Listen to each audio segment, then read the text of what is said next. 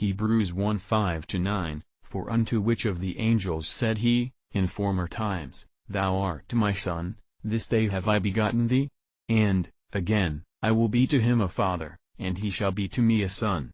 And again, when he bringeth in the first begotten into the world, he says, Let all the angels of God worship him.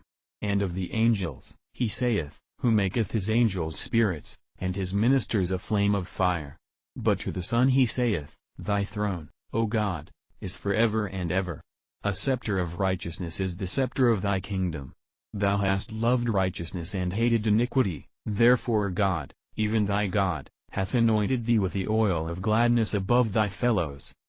The errors of the author of this epistle are as many as the quotations with which he strives to confirm his views. The connection established between Jesus and the 7th verse of Psalm 2, Thou art my Son, this day have I begotten thee, we have already presented in a proper light in our remarks on Acts 8:33. We have there fully proved that David applied those elevated words to himself. Hence Christians are not justified in deducing from it doctrinal points.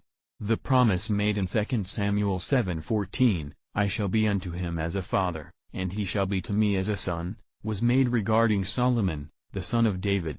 The Christians themselves would not like to refer these words to Jesus, since the prophecy contains the prediction, whom, if he commit iniquity, I shall chastise him with the rod of men, and with the stripes of the children of men.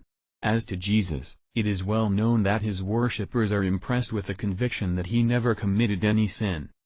The author of the epistle pretends to discover in our scripture, that the angels of God were bound to worship Jesus. We find, in Psalm 97:7, All ye gods worship him, viz., that God who is spoken of as the Lord of the whole earth. The words, Thy throne, O God, is forever and ever, are wrongly quoted from Psalm 45:7. We read there Kiso Elohim, which means, Thy throne, is, of God, and not Thy throne, O God. Thus we find, in 1 Chronicles 29:23, and Solomon sat on the throne of the Lord. The Lord being the acknowledged King of Israel, the throne occupied by David and his posterity was described as the throne of the Lord. This throne is to be occupied by the descendants of David for time everlasting.